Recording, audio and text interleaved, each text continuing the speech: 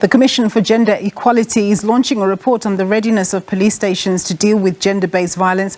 Last year, the Commission visited police stations in various provinces and areas that were classified as GBV hotspots to help survivors of GBV and sexual offences. For more on this story, let's cross now to my colleague, Patricia Visagie, who's standing by. Thanks very much, Patricia, for joining us. What are the key objectives of the report?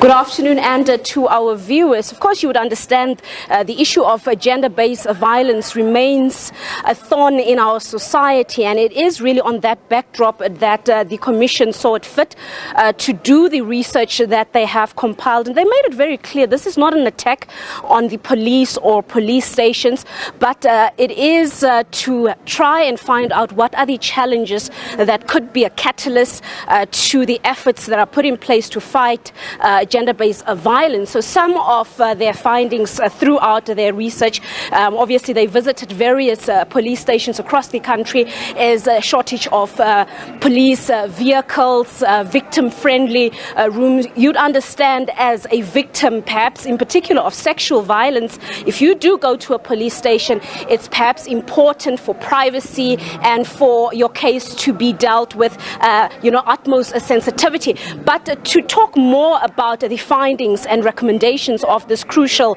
report, I am now joined by the acting chairperson, and that is Dr. Nthabiseng Moleko. Just take us through some of the main points that your report is highlighting, and maybe also touch on the recommendations. But let's start with the findings. Thank you so much, and very good afternoon to everyone.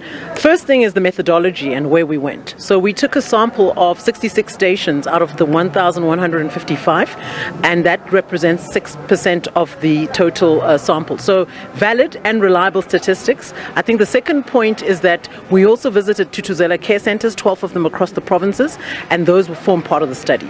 I think if we look at the findings, what we did is when we did the monitoring tool, we looked at the key themes in the National Strategic Plan. 4 out of the 6 were looked at, all but prevention and victim economic empowerment. So starting from access to justice and also looking at training and systems and victim-friendly rooms. What we found, number one, in terms of access to justice, the large proportion of cases that have been going through the system, though there's an increase in reporting of domestic violence, sexual offences and related, we have found that many cases, because of lengthiness of time in the court process, many are withdrawn. Though SABC is not part and parcel of that, individuals, because of the process, get frustrated and inundated due to the lengthiness, and they take the case out. The second point that we have found in the findings around access to justice to victims is that in the finding across the provinces, the resource availability across the SABC stations, it varies considerably, particularly when you look at resourcing from whether GBV or VEPA coordinators and programs. The resourcing is not consistent across, and this is primarily because of the history of our country, but also because of the resourcing is not dealing with inequality that is prevalent in the system. And we've said that let's try to redress that so that we can have equality. I think one of the fundamentals that we have is the front office space, the first point of contact. I think the first point of contact in any station is the police officer that assists you. We dealt with training. Though there's an agreement that training across the board is done, the question we had was what kind of training? What are the outcomes of this training? Does the training actually enable the SABC official to be more sensitive, caring, and enable and disable secondary victimization to all victims? And this is what the problem is. And I think SABC has made commitments around this. We've looked at also the resource funding, the norms and standards in Tutuzela care centers, and we've said that minimum equipment resourcing, even the standard of auxiliary social workers, should be standardized across so that it's not at whim. I think the monitoring and effectiveness of our targets, we looked at both Tutuzela care centers, they largely outsource their resourcing and the work to NGOs. Who monitors those NGOs? Even with SABC, we have said that the targets, there is a GBVF plan nationally. those targets, how are they monitored and how do they factor into the performance targets of the SABC leadership? And we've said that those targets, we as the CG will continue to monitor, but they need to be reported on at a quarterly basis and impact the performance. So these are some of the considerations, but it's an 80-page document and lengthy.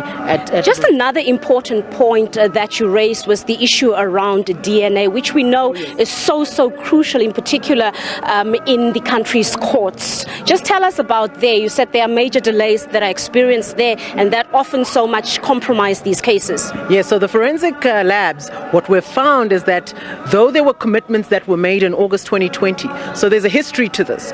There was the National Presidential GBV Summit. Calls were made for certain commitments. The Emergency Response Action Plan, again, efforts were made and commitments were made. Specifically on the ERAP, I want to touch on that. CGE got commitments from the National Ministry on what they would do around GBVF and DNA and backlogs. So what was supposed to happen is that backlogs were supposed to be prioritized. A task team was set up, but it does look like that the efficacy of that hasn't necessarily followed through. That's where we came with the recommendation that says to process these and fast track, we've got to go to the hotspots, deal with them and have some type of a mobile fashion where you bring the resources in that place for a specified time to respond so that that backlog is decreased. But I think on the DNA side, it's not sufficient to just build new setups. You may need to capacitate and put in more skills for the forensic, but the backlogs are real and they do cause case withdrawals. But what we said and have recommended is that the targets must be monitored. The resourcing must be consistent across the SABs, and we cannot have concentration of resourcing in some and not others.